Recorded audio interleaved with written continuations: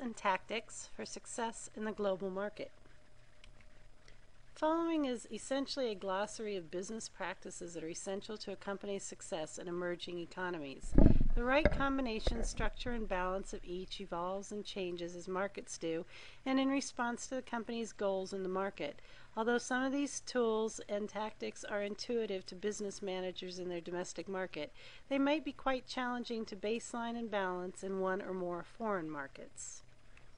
Pricing. Correct pricing for a market is essential to business success. Equilibrium is the balance of supply and demand.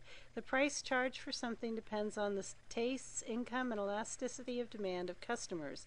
It depends on the amount of competition in the market. Where there is a monopoly or firms have some market power, the seller has some control over the price, which will probably be higher than in a perfectly competitive market. By how much more will depend on how much market power there is and on whether the firms with the market power are committed to profit maximization. In some cases, firms may charge less than the profit maximizing price for strategic or other reasons.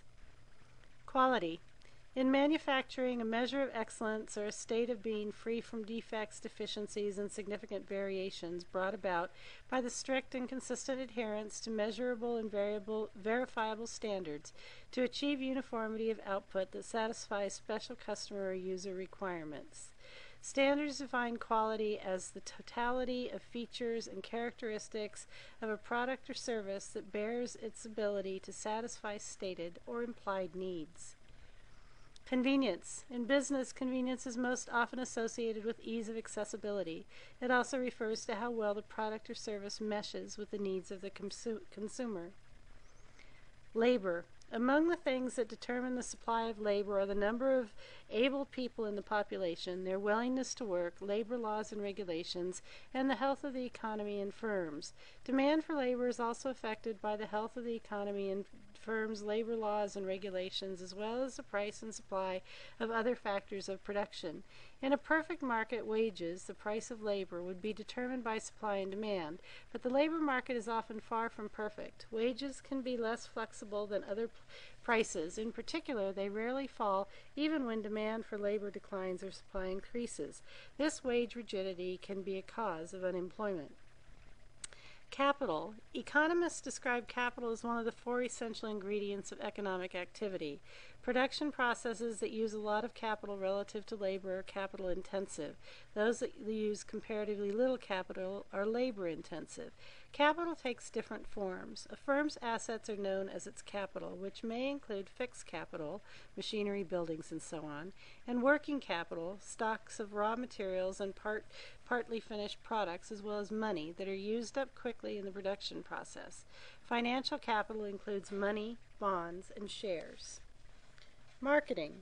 The marketing process through which goods and services move from concept to the customer. As a philosophy, marketing is based on thinking about the business in terms of customer needs and their satisfaction.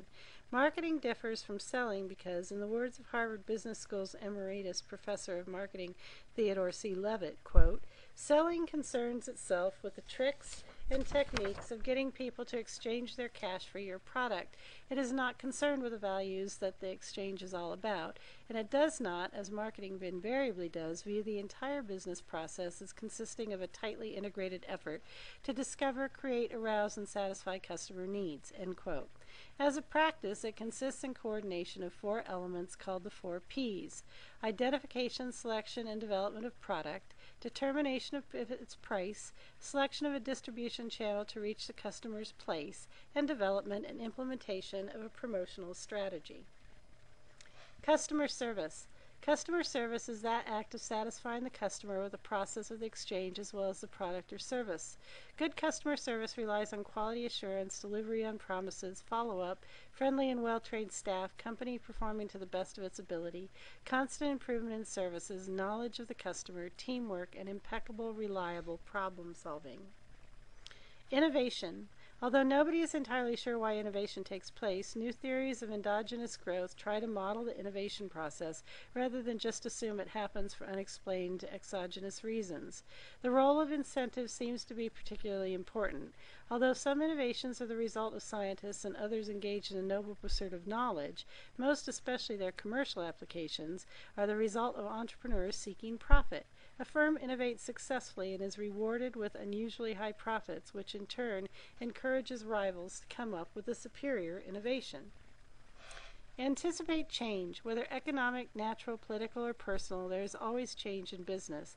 Have a plan for change, understanding that change is inevitable. Read business journals, analyze market trends, and scrutinize your own sales and marketing data. These will give you the tools you need to make predictions about what the market will do and how you should respond. Adapt as changes occur with an anticipatory strategy and action. It will be easy for you to adapt to a change as they come. Continually respond. There is no doubt that you will always need to respond to events. However, rather than floating along like a leaf in a turbulent flash flood, you will have a map to know how to respond as changes occur. Exit strategy. Timing and means with which an investor, usually a venture capitalist, cashes the investment in a startup venture or buyout arrangement. It is often planned with and agreed upon by the management of the investee firm and commonly occurs after an initial public offering, IPO, by the startup. Technological savvy. In today's international business, it is imperative the company managers are well aware of all the technologies available to their business and how and when to use them. It is anticipated that business will be increasing and irreversibly technology-based and driven, and companies that don't keep up will not be sustainable. Value added. This usually refers to firms where it is defined as the values of the firm's output minus the value of its inputs purchased from other firms. It is therefore a measure of the profit earned by a particular firm plus the wages it is paid. As a rule, the more value a firm can add to the product, the more successful it will be. In many countries, the main form of indirect taxation is value-added tax, which is levied on the value created at each stage of production. However, it is paid ultimately by whoever consumes the finished product. Another definition of value added refers to the change in the overall economic value of a company. This takes into account changes in the combined values of its shares, assets, debt, and other liabilities. Part of the pay of company bosses is often linked to how much economic value is added to the company under their management. Supply chain. Entire network of entities directly or indirectly interlinked and interdependent in serving the same consumer or customer.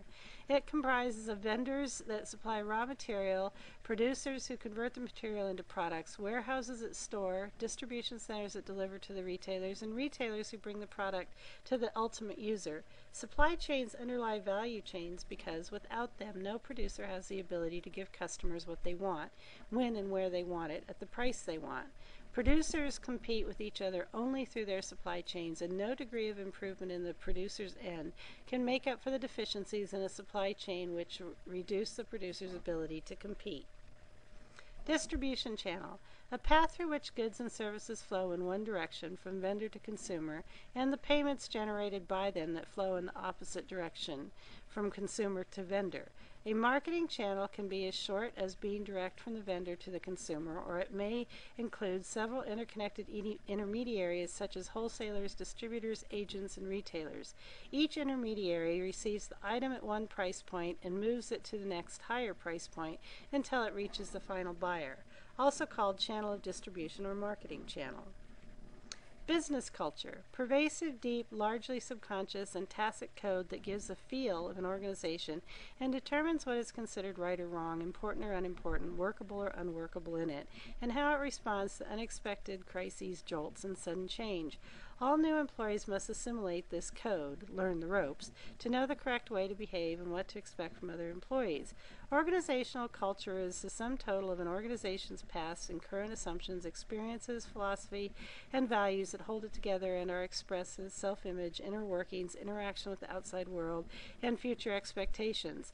It is based on shared attitudes, beliefs, customs, express or implied contracts, and written and unwritten rules that the organization develops over time and that have worked well enough to be considered valid. Also called corporate culture, it manifests in the ways organizations conduct its business, treats its employees, customers, and the wider community, the extent to which autonomy and freedom is allowed in decision-making, developing new ideas, and personal expression, how power and information flow through its hierarchy, and the strength of employee commitment towards collective objectives. It is termed strong or weak to the extent that it is diffused through the organization. Laws and legal framework. International commercial law governs international sale transactions, and most countries have their own specific laws about doing international business as well. These laws cover everything from who can sell and how, pricing restrictions, suing for breaches, insuring goods, services, and people, trade blocks, and much more. It is critical that globalizing companies have strong international law legal teams, ideal with an additional team in each country they do business with, to ensure that interpretations of law are accurate, the company is eligible to do business in the country, and any value from trade acts is applied. Taxes. Companies doing business overseas are subject to all of the business taxation policies of their home, as well as international taxation, import duty, and export tax. Import-export regulation. International trade law. International trade law includes the appropriate rules and customs for handling trade between countries or between private companies across borders. International trade law is the practice that helps facilitate the movement of goods and technology across borders. Politics. By definition, politics is a science of government, that part of ethics which has to do with the regulation and government of a nation or state, the preservation of its safety, peace, and prosperity, the defense of its existence and rights against foreign control or conquest, the augmentation of its strengths and resources, and the protection of its citizens and their rights with the preservation and improvement of their morals. It is essential for globalizing companies to recognize what is important politically to the countries they are doing business with and follow their political lead. Culture. Companies must be sensitive to their own culture, the cultures of the country in which they are doing business, and most effective and positive ways to merge or separate the two. Culture is complex. It refers to the following ways of life, including but not limited to language, arts and sciences, thought, spirituality, social activity, and interaction. Time zone. A time zone is a region of the Earth that has uniform standard time, usually referred to as local time. The time zones affect scheduling events and travel and need to be considered when bringing groups together because people do need time to acclimate in order to work effectively. Currency value and exchange. Nearly all contemporary money systems are based on fiat money. Modern currency has value only by government order, or fiat. Companies must try to do transactions when the exchange rate is not detrimental to them and anticipate changes in both their own currency's value and that of other countries. We thank The Economist, the Business Dictionary, Roshan Cultural Heritage Institute, Wikipedia, and uslegal.com for their development of these terms and concepts. This concludes business trainings, tools, and tactics for success in the global market. Thank you.